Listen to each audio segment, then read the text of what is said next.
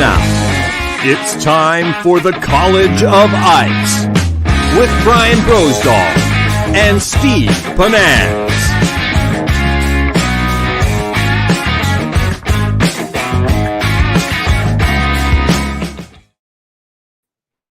Hey guys, Steve Panaz here. Welcome to College of Ice. I got to say thank you for everybody that tuned in last week. We had a really great first show, and I know we're all ready to start chasing tip-ups like that. So it's kind of cool. Hey, I want to congratulate Nicolette Shagstad. I hope I pronounced your name right, Nicolette, for winning the first ever Frabill prize pack. And everybody that's watching the show tonight, you've got a chance to win. So we want you involved. So like us, share us, comment, and have some fun. But hey, before we go any further, I do want to thank all of the vets that have really, and their families and their children and their spouses for all of the sacrifices this year. And I'd like to bring Bro on here. And the vets, and that includes my father, who was a Marine back in the day. But hey, Bro, I know there's members of your family that are vets as well.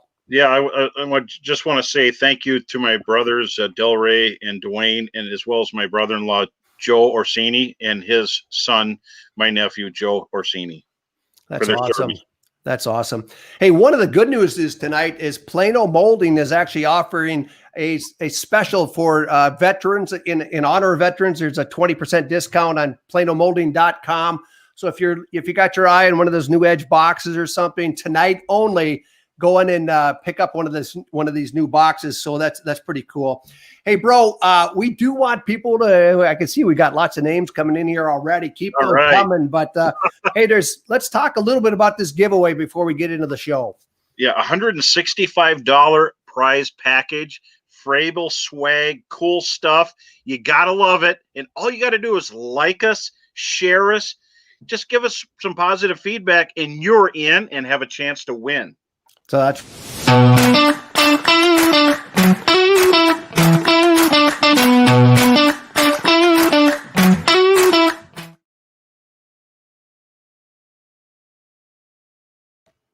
all right. Hey, when I headed to the Deerwoods on Friday night, it was 78 degrees. We had hot. I woke up this morning to 6 or 7 inches of snow. Hey, we're making ice right now, aren't we? Oh, absolutely. You know, in some areas, but right where I'm at, and normally we have early ice, but it got warm. It warmed the water temperature up. I mean, it was freezing. I had to bust ice for my last couple of days of fishing and shooting. And now it's been windy and warm. So as soon as we get cold, we're about 4 or 5 degrees, and it's just going to freeze really fast. Hey, we both dealt with a situation where you get this really cold snow and ice and stuff like that. And you don't want a lot of snow on the ice. You want good, clear ice. So, you know, the good news is I think that we're going to actually have an opportunity to get some good ice right now. And, you know, looking at from New York to Wyoming and Colorado and across the main upper Midwest ice belt, it should be really solid. Oh, absolutely. You know, as long as we don't get snow early, get some hard black ice, safe ice, and it's going to happen because we're right there everywhere. And the water temperature is cooled down with that Arctic blast, and we're sitting there, and it's going to happen really quick. Hey, Will, thanks for joining us. Hey, Bro, I know the fact that the lakes are out open are actually a good thing, and it leads into our first topic tonight, and that's how do you find the spots for early ice, for some of your first spots?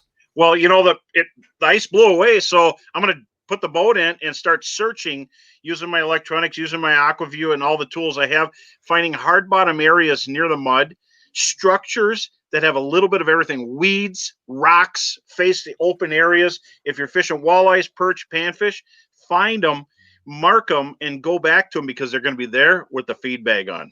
You know, that green weeds are really important early in the season for a lot of species, especially panfish. And, you know, the nice thing about it is with the clearing waters of this time of year, you can actually find these just by running the boat and looking in or taking out an AquaView camera or something like that. But you can also search for them as well with your electronics. Absolutely. And finding these micro features is very important. And the key thing is right now is to get out if you can. And if you can't, you got to drill a lot of holes to replace that easy movement. But I like using the AquaView to look for green weeds, because a lot of the weeds beds die off this time of year. So you don't want to fish brown and rotten weeds. Any green weeds is a magnet this time of year. So the other thing too is you really want to start looking for locations that you could hit first ice. So things where you can drive, or not drive to, but actually walk to from shore. So what are some of your key spots first ice? First ice, I like to check out shoreline connected points. A lot of it goes back to the shoreline because whitefish coming to spawn, tullabies coming to spawn, and there's still big fish hanging in these areas. Steep breaks near shore, because you don't want to go out into the deep cold water, because that's where the transition line ends in the safe ice. You got to go where you can, not where you want to sometimes. One of my favorite lakes is I actually fish a real shallow walleyes. We're talking 6-8 feet in a body of water that traditionally produces a lot of fish in that 30 to 40 feet of water in the fall. But those fish will move shallow, and it's a weed bite. So we just find some hard bottom areas within the grass. Are you finding those same sort of spots on the waters you're fishing? Absolutely. There's a lot of good weeds, especially lakes like Leech Lake. I could talk about Leech, Winnie. Any place that's got weeds is really good. And the spear fishermen are out there doing their thing, and they're seeing walleyes and perch swimming through. So green weeds are a magnet. And sometimes, though, you still got to look in the basin. Sometimes we get bad weather right at freeze up. The fish will dump over, but they'll climb back up. And fish in different lakes can drop down super fast and super deep, and then they slowly transition up, and they get hard to catch sometimes in deep water.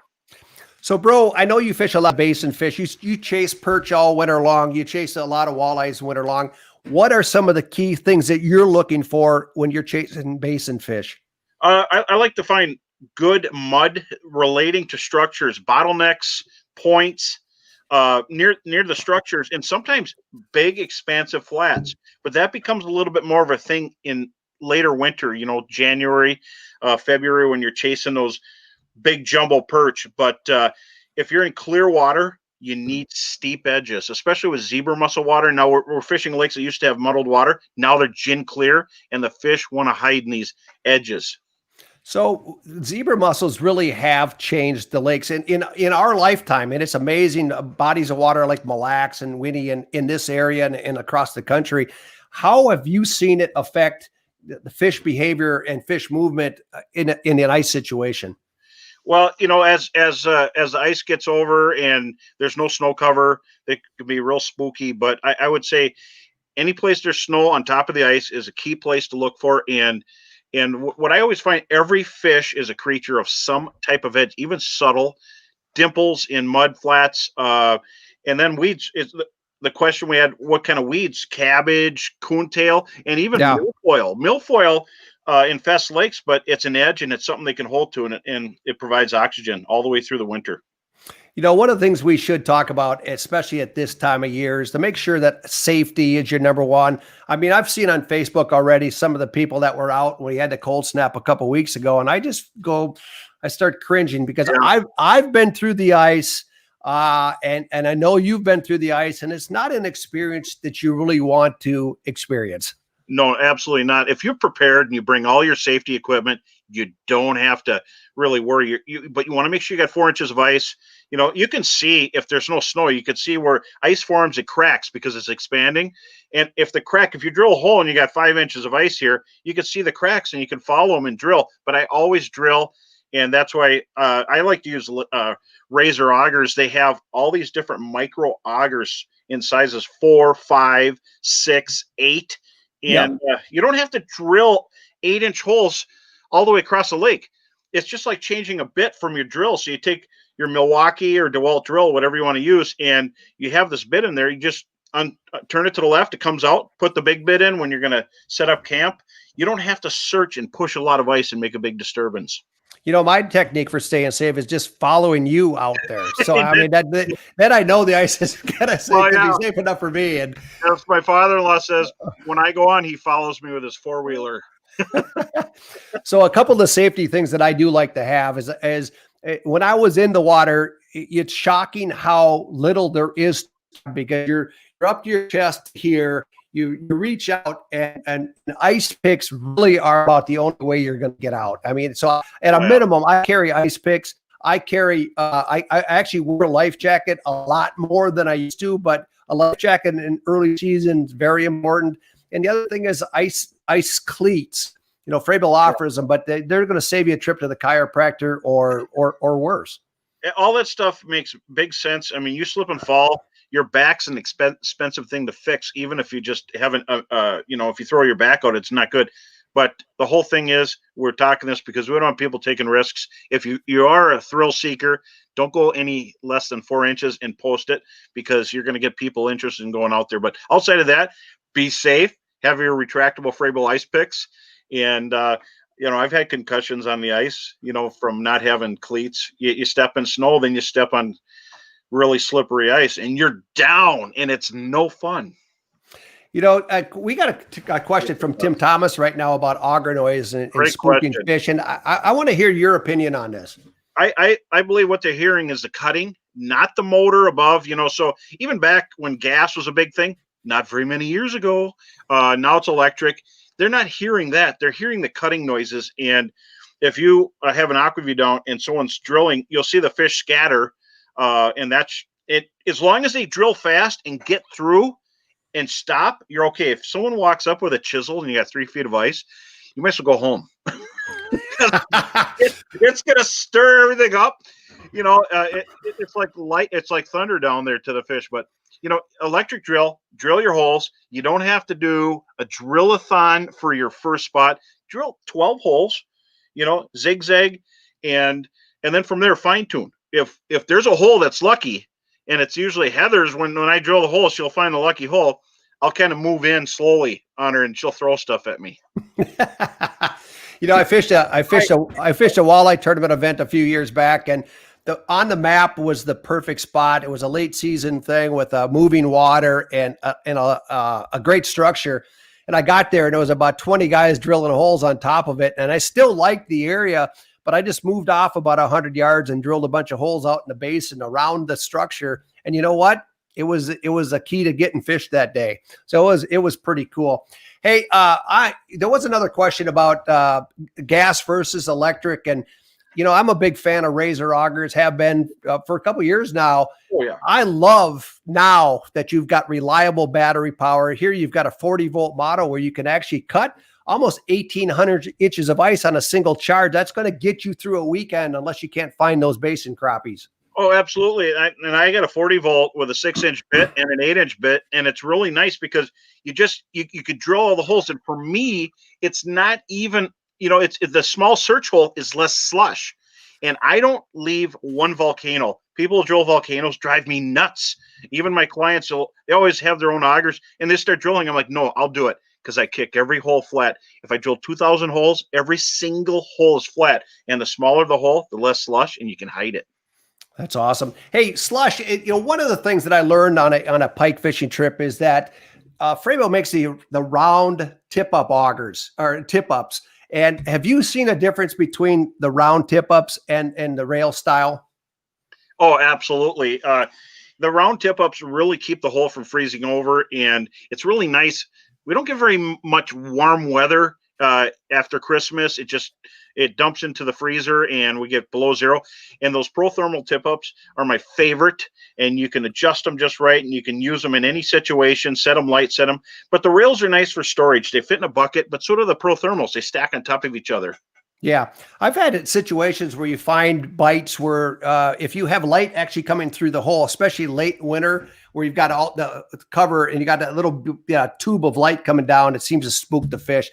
Hey, I want to bring in Eric Brandwright. He's a Frabill pro, but he's also a guide out in North Dakota, actually South Dakota. Sorry. He's with Dakota Prairie Angling, and great open water guide, and then also a great ice guide. And I know he's a good friend of yours as well. So Eric, thanks for joining us. Hey, there he is right there. Hey, good to see you. And thanks for joining us, man. Hey, good guys. Thanks for having me tonight. Absolutely. Talking ice. That's right. It's coming. Now, Eric, you fish a really a unique set of lakes, the glacial lakes in eastern South Dakota. And I know you're targeting a lot of perch and a lot of walleyes, and you're dealing with lakes that are continually changing as waters continue to rise and these lakes start to pushing out to the edges. And I also know you're dealing with a lot more pressure. So kind of take us through your early ice approach when targeting perch and walleyes on your particular lakes. What are you looking for? What do you use? And what tips might you have for our viewers? I'll kind of go back on what Bro said. 3 weeks ago, we had 6 inches of snow and single digits. And, ice was probably on its way this past weekend. We were back into the 70s. And so right now, if you've got your boat not winterized, now's the time to get out, even not to fish, but just go for a ride. I was out here about 7 to 10 days ago again, went for a ride, and it's so easy to see those fish right now. Where we live, our weeds, we don't have a lot of weeds and left. We don't have weeds in the wintertime, so we're chasing most of ours in basins. The weeds we have left are really shallow. But these fish are relating to the basins, real subtle changes in these basins. Very easy to see on our electronics. Side imaging, man, it's so easy right now to drive around and see them. And I really do concentrate right now on the places where I'm going to walk out. Those are the first places. I don't want to walk 5 miles to find them. But right now, I quickly drove around a few different lakes, places where I'm going to be able to walk out and definitely mark those spots. So what are you looking for in terms of structure, or what's holding the fish if there isn't green weeds right now? Right now it is the subtle changes, large flats that drop off. They're relating to these first breaks, these secondary breaks, getting ready to really drop off into that deep water. There are some out here, our lakes aren't deep compared to other parts of the Midwest. So they're relating to this deep water. They're getting close, but they're not going to move very far. If we get ice in 3-4 weeks, they're going to be 4 weeks, 5 weeks. They're going to be pretty close to where they're at right now. So you deal with a lot of pressured fish. You've got a lot of angling pressure in the body water, the waters that you're fishing. And I know that's a change from not that long ago. How are you recognizing pressured fish, and how do you deal with them? Pressure is, I live in an area that we get people from all over the country. And you know what? They come here because of our fishing. We're very blessed. But you quickly learn that, fishing on the days when it's bluebird skies, it is probably not the best. So we do different things to deal with the pressure. Obviously finding your own fish is the best. If you see a big group of houses, it's usually a day or two late. So really using your electronics, once you find the fish, look at your surroundings, look at the depth of water, try to replicate that spot. It's not too difficult. Those fish are there for a reason. It's not the only place on the lake that's like that.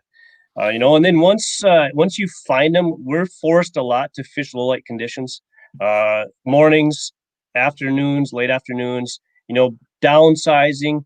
And all three of us have talked about it many times. Open water, ice, paying attention to detail is huge.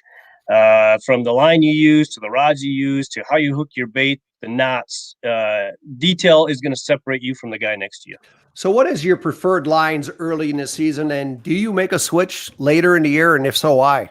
I rely, fluorocarbon is my favorite. There's no doubt, for a variety of different reasons, especially early in the year.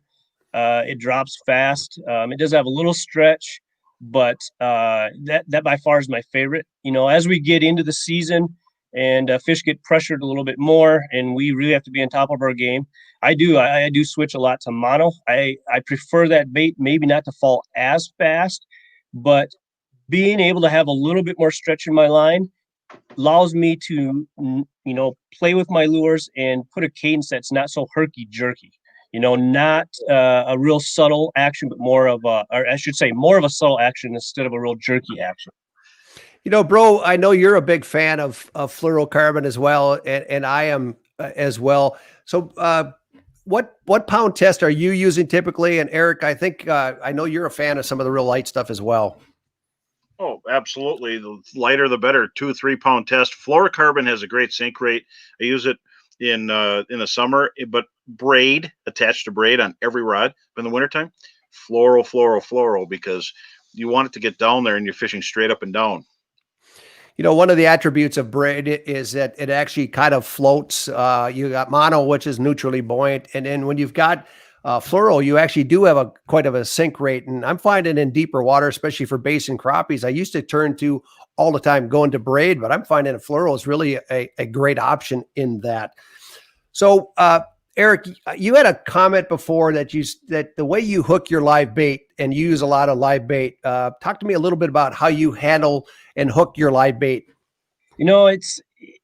I've experimented with a lot of different things, and when these perch come in the wintertime, I love walleyes, but perch are my favorite. If I could chase perch 100% of the time, you've probably seen many pictures of me the last few winters. That's what I prefer to do. But doing different things. It's amazing how a perch can suck a spike off as fast as it can.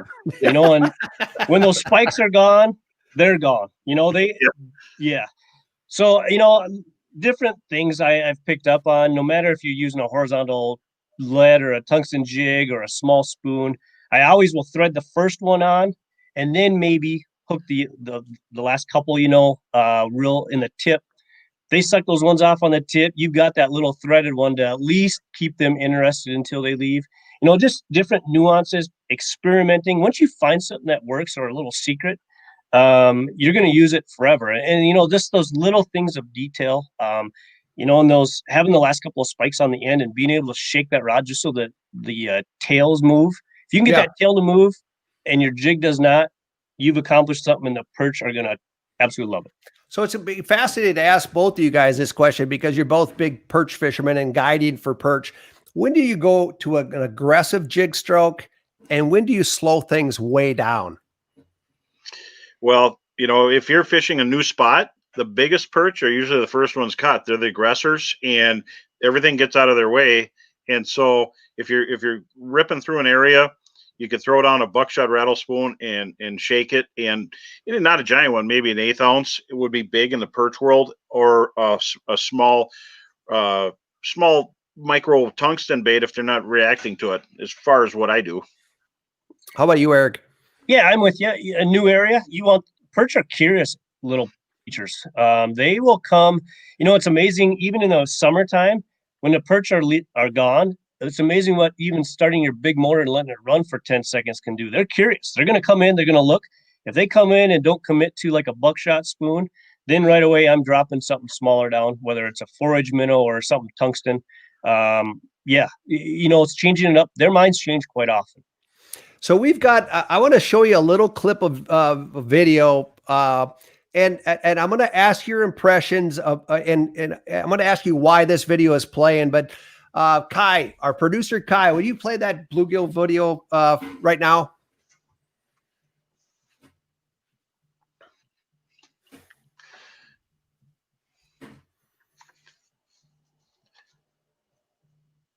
Finicky. Definitely. One of the things I don't eat like that. But the reason I wanted to play that video is I've seen that scenario 100,000 times over the years, where we think these fish are efficient feeders. We think they're super aggressive. And I've watched walleyes do this. I've seen perch do this. I've seen bluegills do this. I've seen crappies where they come up and try to eat. And when I was actually fishing competitively, one of the things I went to was more horizontal jigs versus, the baits that lay this way where they can come and grab it, versus the ones that laid like this where they had to kind of turn it to get into their mouth. But talk to me a little bit about pressured fish, or fish that are really kind of turned off, acting like this, perch or walleyes or whatever you guys want to cover. But how do you deal with this situation? Eric, you go first. That's interesting. First of all, I'd say go find a new spot. No, I'm just joking. And a lot of it has to do with confidence. I think half the battle is finding fish. Once I find fish, I'm confident I can catch them. I've got an arsenal that I kind of go through. I carry enough rods with me, but when I see something like that, it tells me I need to downsize first. A lot of times, that's one of the first things I'll do. Yeah. And then I'm going to look at really, are they biting it? They coming up and sniffing it? If they're biting it, changing your cadence a lot of times may help. and I see the jigging action on that one. Even jigging it, and then I've seen it where if you just stop it for a couple of seconds, they'll come up and grab it. Or as simple as if you have an 8-inch hole, just moving your line to the other side of the hole, moving it across the water, you'll see if there's more than one fish, you'll see it. Maybe a fish will decide it's going to leave him and he's going to go grab it, be a little more aggressive, or if it's going to come towards him, he's going to grab it. Different things like that. Playing with it, changing lures, going to a tungsten, going to something smaller, changing your bait choice. I'm confident changing stuff up, you can get them. Absolutely. I totally agree with you. And I think that there's always a way to get fish to bite. You see it in tournaments. Someone always gets them. And sometimes even if you're drilling a bunch of holes, you're fishing for bluegills or perch, drill 6-inch holes and space them out so you can just adjust just by dropping. All you got to do is drop it, and you're still in your cone angle of your hummingbird, and you can still see it on your AquaView, but have multiple holes if you're fishing outside, and just drop it a foot away or 2 feet away. And then a lot of times I silhouette it. What I mean by that is I'm fishing above the fish in dark water and then using darker colors to silhouette it. Sometimes that triggers some purples, like the bloodworm I designed, the skeleton minnow, using small, slow-moving baits, not heavy tungsten, and sometimes makes a big difference. And like you're saying, hooking the waxworm just right. Sometimes I use a quarter waxworm, a half a waxworm, or I clip the tip and slide the guts out so that the skin just moves. It's an awful mess. And then jig in the hole, drop it down, recreate that same action, and you got it. And I totally agree with you. Early on when fluorocarbon came out, I thought that the invisibility factor of fluorocarbon was going to just blow up and get numbers of fish. And what I found is I actually caught fewer fish. And what I realized is those first generation of fluorocarbon, the line was so stiff. And I really believe that it's not line visibility, but the flexibility and the ability to let that lure act more naturally is the advantage of lighter line over heavier line. And I'm just wondering what you guys' thoughts were on that. Absolutely. I think the thinner the line, the better. And I used to hate thin line because you'd catch a fish, it would move in your hand and snap it off, and your lure falls down the hole. Now, 1, 2, 3 pound test, you can get really super strong lines. They've really come up some great stuff. Clear. Use, like we were talking last time, you use colored line, but clear is what I like to use down to the presentation. If you're in weeds, it don't matter. If you're in an open playing field in deep water, pressured fish, go as thin as possible if they got nothing to get tangled in. But it might be different for you, Eric, over there with all the willows and things that can wrap around in some lakes. I agree. When in doubt, I always say use the smallest you can get by with. If you're fishing just panfish and you're not going to be in walleyes or a chance at a pike, you know what? 3-4 pound at most is my favorite. And it seems like I use fluorocarbon right away. And then I am still a mono fan. I just think that the action I can put on some of these lures with a little bit more stretch is an advantage for me come wintertime. So Eric, if somebody wants to book a trip with you or wants to touch base with you and get a little more information about fishing some of the glacial lakes in South Dakota, how do they reach you? The best place really is social media. I'm on Facebook, Instagram. My business is called Dakota Prairie Angling. I've got a website. Get a hold of us on there. Message me, email me, get in contact with me. I'll sure help guys out. We're heading into a busy winter. We had a great summer, great fall. Things are looking good. That's awesome. Eric, thank you for joining us tonight. We appreciate you being on College of Angling, and we'll see you on the ice this winter. I think Bro and I are both going to come out and visit you this year. So, hey, I look forward to it. Hey, one last thing. I can just say thank you to all the veterans today. Everybody that's serving currently and has served. I just want to say thank you to all of you. I appreciate it.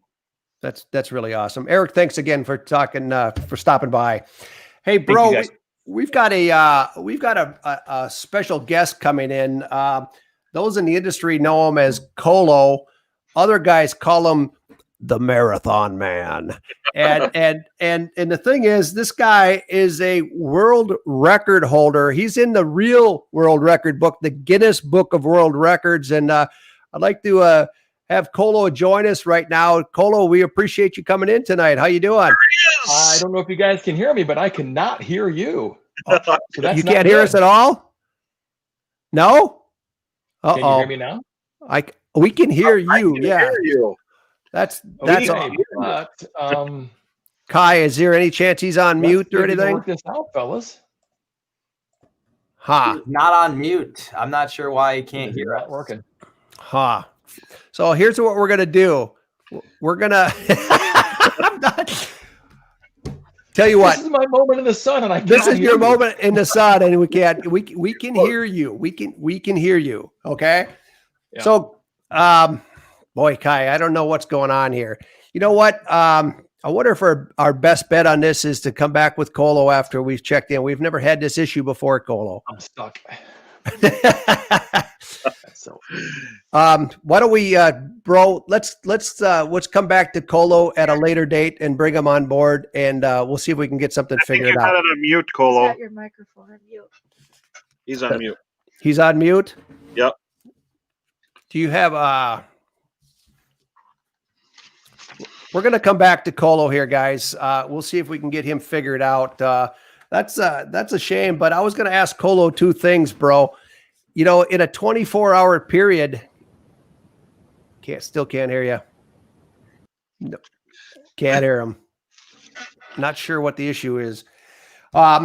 We call him the marathon man because he's been raising money, but he's I've actually watched him try to set the world record. And here's a guy who caught in 2019, he caught 2,172 fish in 24 hours. And this year, bro, he broke it with 2,645 fish in a 24-hour period. So I think that's really cool. That's insane. It's unbelievable. I mean, that's like a season. And I was going to ask him, did you get an invite to the fish fry? No, I didn't. I didn't either. So They're still eating it over there, aren't they? it was kind of a sad deal. Hey, one of the things I wanted to ask Eric, and we couldn't ask, is that mapping is really one of the advantages of having good mapping is the chance to actually look at spots, ask yourself why they work so well, and finding other spots that really kind of match that spot. So, how do you find additional spots if you're struggling to find a new location?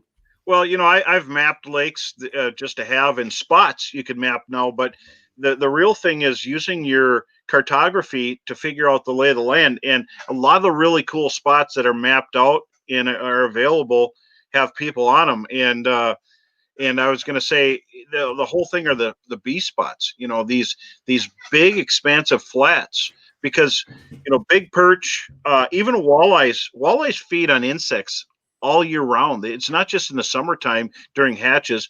Everything feeds in basin. They'll follow the fish into the basin. In some areas, basin could be 15 feet. Shallow lakes. In other areas, basin is 55 to 60 feet. And so you got to figure out where the basin is. And if you're not finding fish in the shallow areas, you definitely got to go in the basin. But be mindful if you're on a lake that has restrictions or slots on walleyes. If you bring something up in over 24 feet of water, there's a good chance it could get barotrauma. So, lakes that don't have slots, it's not as bad, because if something happens, you could always harvest that fish. One of the things that when we're taping Lake Commandos, and now that's all open water, but one of the things that really stood out for me is, and I know you've done the same thing because we've been in a boat together, but water clarity is a big driver in the depth of fish. And in lakes that are super clear, you're going to typically find them in deeper water. And if the lakes are more dingy, a lot of the agricultural areas, you're going to find these fish real shallow. And a lot of times, if you look at where that weed line is, that's really going to tell you a great place to start in terms of fish. And I'm sure you've run into the same thing. Oh, absolutely. I love fishing in really dense cover weeds, darker water. You don't have to worry as you're fishing and you're going through all that. As you're going on the ice, you're scaring fish, whether you're walking or moving around. If there's not a lot of snow, and we just talked about what lake would you go in northern Minnesota, and I have to get that right away. I'm listening too. What is it? It's it is also named after, it's of muddled waters, what Winnipegashishi is. And Winnie, as we call it, does have zebra mussels now, so it's not as easy as it used to be. But lakes get stained in the summer, but in the wintertime, you got to pick an area where you're not going to spook the fish away as you're going out there. And so I love fishing, dark stained waters. And I don't want to name too many lakes here, but there are some darker waters. Red Lake is a great lake, but that lake is a little bit clearer sometimes, and they're aggressive, and just these little subtle changes in rock strings on the 50,000 acres that we could fish is all you need. Hey, I think we got the tech issue solved with Colo, so let's bring Colo back in. Colo. All right, I hear some voice. Welcome. I can hear you guys. It's like nothing worse. I'm back with my friends and I can't hear them. Actually, it's worse for you. You can hear me and I can't hear you. Hi, Heather. Oh, so bro, bro, Colo, I want to ask you a little bit about, how long have you been pursuing the world record in terms of number of fish, and how did this all start? I know you fished competitively before, internationally. That's probably where you got your. So tell us a little bit of background on that. So I was a kid that hated to read, and I loved to read fishing books. I read In Fisherman. I read all kinds of books, fishing facts, and read Al Lindner stuff. And I read an article in Fisherman magazine years ago, and I read how you could represent your nation in the World Championships of freshwater fishing. Yep. And at that time, I said, there's nothing cooler to do than that. And so I set out on a mission really to fish for the United States, and it's really like the Olympics of fishing. Yep. And so by grace of God, literally, truly by that, I was able to make the team with Mick Phil as the captain in 1991 and fished 7 world championships representing the United States after that. And then, for me, I love fishing and I love people. And anytime I get to blend those together, it's a great day. And so when I would come home, I would share the things that I learned in world championships competition and so forth. And I would go around and tell people how to fish and help them kind of get started. So that's kind of what grew into the Marathon Man. And I decided to help the folks at Fishing for Life over there in the Twin Cities. They're raising funds for some military families. I said, man, I am down with that. I really want to help you. Awesome. Went to Tom Goodrich and he says, yeah, I've got a great idea. Let's do a fishing marathon. I said, yes, I'll give you a day of time. And I said, yeah, in my mind, I'm thinking 8 hours. And he had 24 hours. He goes, go fish for 24 hours. We'll call you the Marathon Man. And I did a double take, swallowed hard. And I thought, well, that's crazy enough just to work. And so that's how the Marathon Man was birthed, I would say 12, 13 years ago. And there's been a whole lot of bluegills, bro, caught in that time. That's amazing. There's a reason you wear gloves during the competition. There is. Yeah, there is. And I can assure you guys, I've seen Colo after, not 24 hours, but he looked pretty rough at 12. So I'm sure at 24 you were looking pretty. I was pretty younger rough, then too, so it adds up a little bit more each year that goes by. So you're the current world record holder with Guinness Book of World Records. So talk to me. What was your first record? And I know you just broke it again this year. Yeah, the first one was 2,143 that Guinness certified. And then, again, thank God, I've been able to kind of improve on that. Life is about continual improvement. You fall down, you stub your toe, you screw up. I got lots of those. Yep, that's a lot of those. Yeah, but you figure it out, right? And by process of determination and some grace, you get through it. And I was able to kind of work my way into improving those totals. And now this last one was 2,645 fish in 24 hours. When I saw that number, I was impressed. But I asked Bro earlier, I said, did you get the invite to the fish fry? And he said no. So I don't know what you did with that many fish, but that's impressive. It's all catch and release. Hey, I know Bro wants to ask you a few questions on some of the hot new products you guys are coming out. So I'm going to turn it over to Bro. All right. Hey, Colo, I just want to start by saying right now you are the brand manager at Humminbird, and so you get to see so much stuff. And what's coming out this year that's going to be real interesting for ice anglers? Well, I used to serve formerly as the brand manager. Fortunately, they got somebody better. Matt Cook is now the current brand manager. I take care of the content. And actually, I'm the stunt double for Jay Irwin. And Jay is one of our engineers in Lake Master. Jay's IQ went from way up here. He's a really smart dude. From me standing, and it's down here. So Jay, I'm sorry. But what is coming new for this year, is some Mega 360 on ice. There's an adapter bracket that will allow you to take a look. There's so many people for so many years, bro, and you probably did this too. You take the 360, you jam it down there, and you're like, okay, the rock pile is over there, or the weed line is right there. Now there's a bracket to make that easier. And that's available on our newest gen units. And Kai's got it right here. There it is. Thank you, Kai. It looks like a laser gun, doesn't it? Hey, that thing's lethal. You know what? As much technology is on the ice now, we're going to really have to watch catch and release, bro. We're going to have to pick that up. I'm telling you now, I got a chance to use it last year on Mille Lacs. It's amazing because it doesn't just show fish up high. It shows fish that are crawling across the bottom. And here's some of the cartography that comes with the maps that are loaded into the helixes. This is a special one, this little blob, bro. So this is AutoChart Live on Ice. Now, I know that you were a surveyor for Lake Master for a long time, and we ran that feature out a while ago, and it is really helpful on ice. Yes, let's go back to that one, Kai. If you go back to the little survey spot there. Yeah, that's what it is. So I thought, in my craziness, I thought, well, why would you want AutoChart Live on Ice? Because, what the heck? How are you going to survey Mille Lacs? Well, you don't have to. No. This is a great tool where you're just surveying the spot on the spot where the fish go to chew at night, right? So that's where you want to survey that. And I was up fishing with Danny Herbeck in Eagle Lake, and he's grown up on this lake. He says, the rock pile, it goes in this direction. I said, okay, great. We put that down there, realized he was off about 20 degrees, and there was a whole other finger.